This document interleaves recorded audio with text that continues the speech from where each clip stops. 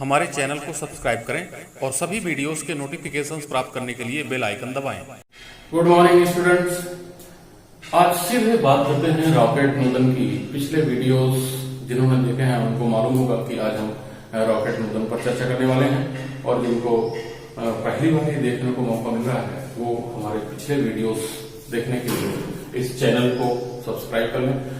और जैसा कि मैंने आपको पिछले वीडियोस में बताया था कि ये रॉकेट नूतन जो है गति के नियम की एक बहुत ही महत्वपूर्ण अवधारणा है, तो इसको कैसे एज ए क्वेश्चन हम सॉल्व करते हैं। तो आइए सबसे पहले मैं बात करता हूं कि प्रश्न क्या आता है कि रॉकेट नूतन क्या है, रॉकेट का त्वरण ज्ञात कीजिए, या रॉकेट नूतन क्या है गणितीय व्याख्या कीजिए। What is rocket proportion mathematically derive the acceleration of the rocket, इस तरह से।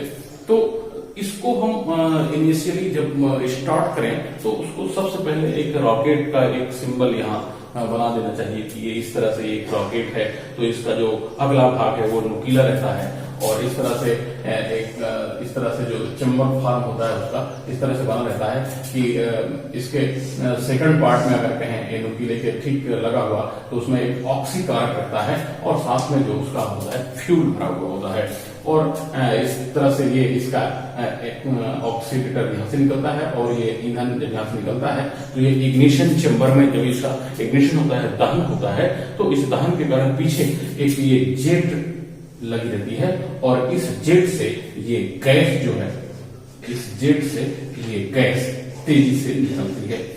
तो ये जो है इसका सिस्टम है कि कैसे ये जेट से गैस निकलती है, तो ये रॉकेट आगे बढ़ता है। अब ये एक फिगर हो, इसको हम मैथमेटिकली मतलब कैसे प्रूव करते हैं। तो सबसे पहले तो एक लाइन में ही, मतलब जो आपका कहते हैं ना कि first response is last response, तो सबसे पहले आप उसकी एक लाइन लिखिए कि आप क्या बताने वाले हैं और ये किस पर ये एक्सप्रेशन डिपेंड करेगा।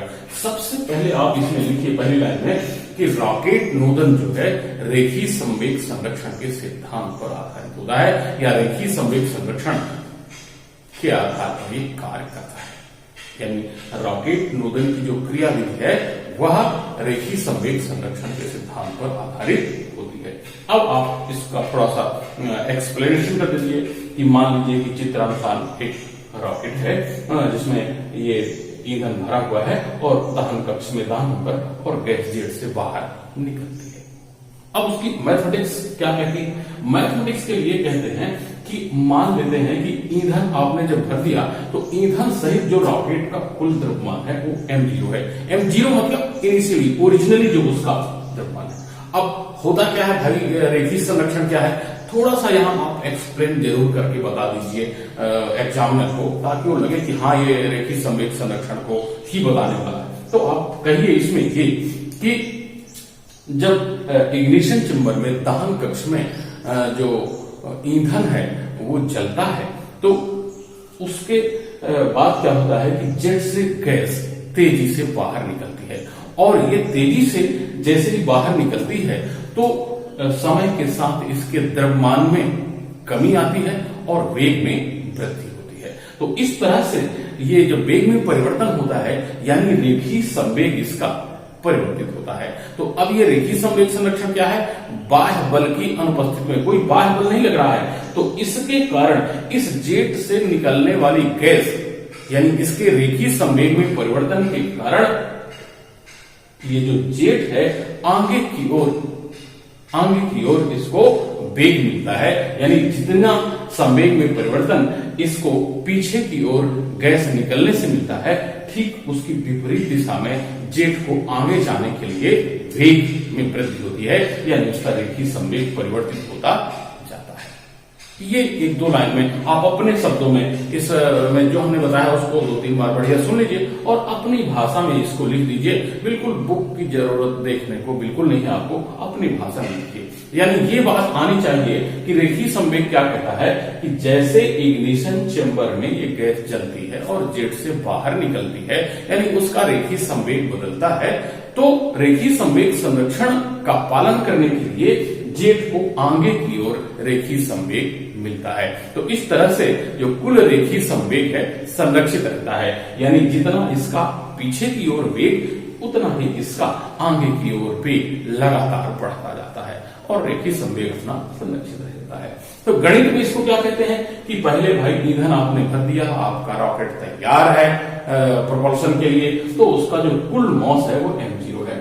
अब अगर हम ये कहें कि लगातार जो है जब ईंधन जलता है तो जेट से गैस निकलती है तो उसके गैस के निकलने का वो ये है कि डेल्टी समय अंतराल में, सूक्ष्म समय अंतराल डेल्टी में उसका डेल एम मॉस निकल जाता है, यानी गैस के निकलने की जो दर है वो कितनी है, डेल एम अपॉन डेल्टी है। तो अगर डेल्टी समय अंतराल में इतना निकल जाता है तो कुल टी समय में, टी सेकंड के बाद जब हम ऑब्जर्व शुरू करते हैं तो उसमें टी सेकंड में गैस का del M upon del t into t mass rocket से बाहर निकल जाता है। अब रॉकेट से बाहर निकल गया तो भाई द्रव्यमान कितना बचा, जब आपने और ऑब्जर्वेशन किया तो द्रव्यमान पहले भी आपने m0, अब इसमें से टी सेकंड में इतनी गैस आपकी निकल गई तो टी सेकंड के पश्चात जो रॉकेट का द्रव्यमान है वो कितना बचा, m0 minus del M upon del t into t. अब देखिए ये जलने लगा और गैस बाहर निकलने लगी, टी सेकंड में इतनी गैस बाहर निकली। तो अब यहां आपको मैथमेटिकली एक्सप्रेस करना है भाई, तो इसको बताइए कि मान लेते हैं कि u वेग से, जब u वेग से ये मान लीजिए डेल एम मॉस गैस का बाहर निकल जाता है तो इसके कारण जो जेट है वो आगे कैसे बढ़ता है। तो यहां एक लाइन ये जरूर लिखेंगे कि मान लेते हैं कि यदि डेल एम गैस जेट से जब बाहर निकलती है उसका वेग u होता है तो उसके निकलने से जो रॉकेट का वेग है वो कितना मिल जाता है, बढ़ करके डेल v हो जाता है, यानी उसके वेग में परिवर्तन जो हो जाता है वो डेल v का हो जाता है। तब अब यहीं पर आपको बिल्कुल थ्योरी को मैथ में अप्लाई करना है कि इस तरह से जेट से जो पीछे की ओर गैस का रेखीय संवेग प्राप्त होता है वही रॉकेट को आगे बढ़ने के लिए रेखीय संवेग प्रदान करता है।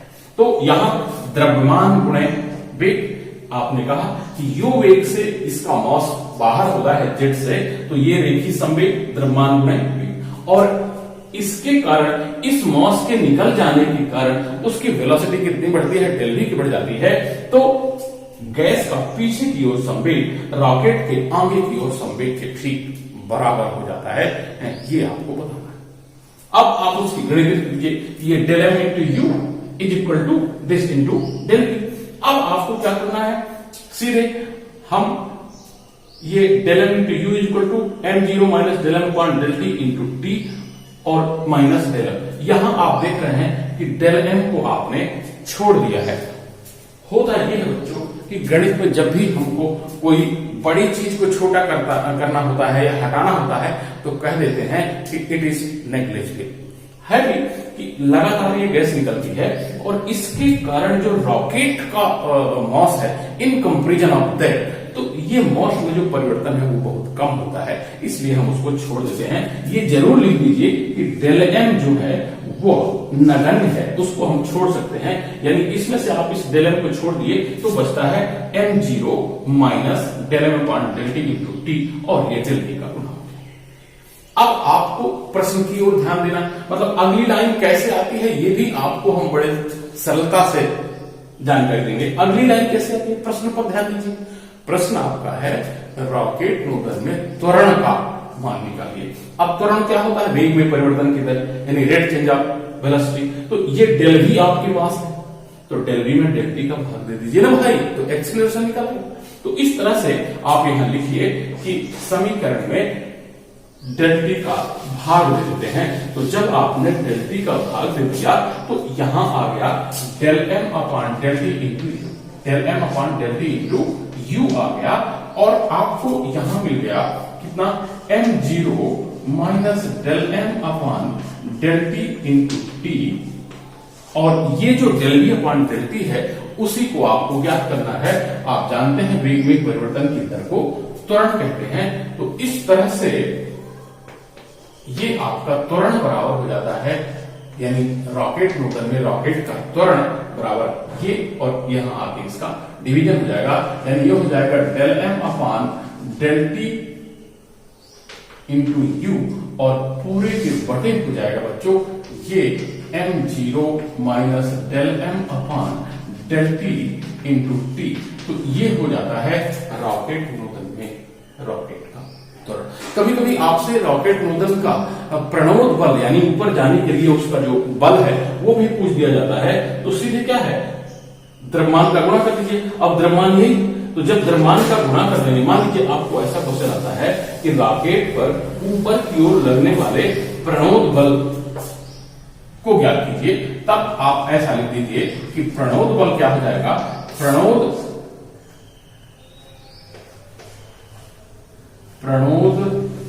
बल बराबर भी द्रव्यमान गुणे त्वरण। तो यानी अब जो द्रव्यमान है, बचा हुआ द्रव्यमान है, उसमें इसी आपको त्वरण का गुणा कर देना है। तो देखिए यही द्रव्यमान है, अब इस द्रव्यमान में इस पूरे का गुणा कर देंगे तो ये और ये आपस में कैंसिल हो जाएंगे। तो ये हो जाएगा कितना, केवल बल प्रणोद बल बराबर क्या हो जाएगा, बचेगा del m upon del t into U बचेगा। मतलब जब आप इसमें यही m0 minus del m upon del t into T का गुणा करेंगे तो आपस में कैंसिल आउट हो जाएंगे और बचेगा सीधे del m upon del t into. तो अगर आपको प्रणोद बल ज्ञात करने को आता है तो उसको भी आप एक लाइन में लिख देंगे कि अतः रॉकेट पर लगने वाला प्रणोद बल F is equal to del m upon del t into U. तो इस तरह से बच्चों रॉकेट प्रोपल्शन का जो क्वेश्चन है बहुत ही इंपॉर्टेंट है। 11वीं में जितनी बार परीक्षा आपको देनी पड़ेगी, आप समझ लीजिए रॉकेट नोदन मिलने ही वाला है। तो इस तरह से यह होता है आपका रॉकेट नोदन का सिद्धांत और उस पर लगने वाला प्रणोद बल या रॉकेट का त्वरण का व्यंजक। That's all, thank you.